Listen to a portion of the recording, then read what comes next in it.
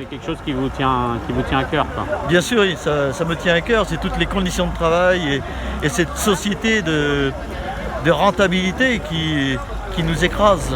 Donc moi je lutte aujourd'hui, je suis là, c'est tout un combat pour une autre société. Pourtant ça crée des emplois. Oui, mais à quel prix? Oui, mais ça détruit combien de petits magasins? On va créer peut-être 10 emplois chez Amazon et puis on va en fermer 20 ou 30 dans les petits commerces. Donc bénéfice, non. Amazon encourage une société de consommation démente uniquement pour faire du fric.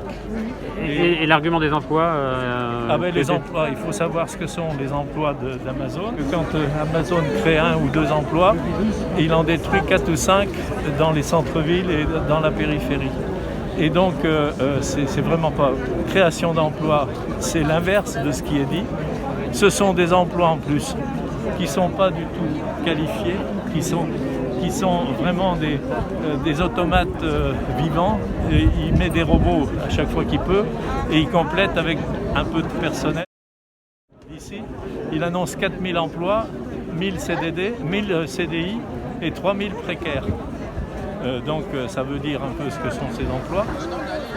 On allait se diriger vers le rond-point et plus près du site pour un peu aller voir à quoi ça ressemble le site sur lequel Amazon aimerait bien implanter leur foutue plateforme logistique. Et, merci d'être aussi nombreuses et nombreux un mardi 17 novembre de confinement, c'est impressionnant.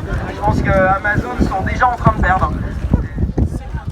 Vous le savez, le président Macron l'a dit, un monde confiné, c'est un monde où on commerce en ligne. Il nous l'a même demandé dans son allocution, acheter en ligne. Or, qui est le roi de l'achat en ligne du e-commerce? Vous le savez, c'est Amazon.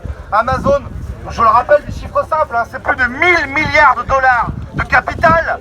Son patron, Jeff Bezos, est l'homme le plus riche du monde avec 200 milliards de dollars de trésorerie. Il est lui-même, à lui tout seul, il a la richesse d'un État.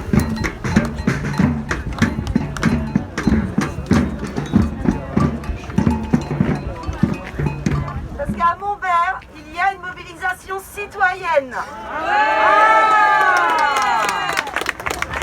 L'assaut a vu le jour il y a peu de temps. Nous appelons Montbert citoyenne. Nous avons des réunions toutes les semaines et nous sommes bien prêts et mobilisés pour réagir. Ça fait 15 ans que moi j'habite à Montbert, ça fait 15 ans que je vois la commune se détériorer. Aucune initiative pour la culture. Aucune initiative pour se rassembler. Voilà.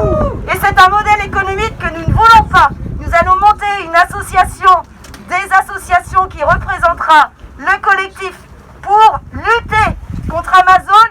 Et ce n'est que le début de la lutte. Qui pollue. Donc voilà, cette première journée, moi je trouve que c'est une réussite. Le 28 novembre, camarades, amis qui est ici, revenez en nombre. Faites venir vos amis, vos collègues, vos voisins.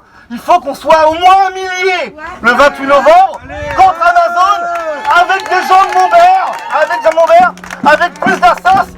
Et puis il faudra aussi faire comprendre aux maires de Montbert qui se vantent partout qu'il est super content d'avoir fait implanter Amazon parce qu'il aura 800 emplois, que le maire de Montbert il décide pas tout seul. C'est pas qu'un problème de Montbert, c'est à Montbert évidemment, mais c'est toute la Loire-Atlantique, c'est tout l'ouest de la France qui est concerné par ça, comme pour Notre-Dame-des-Landes, voilà. Ça ne concerne pas qu'une commune, ça concerne un territoire. Donc le 28 novembre, on revient en triple ou quadruple. Merci.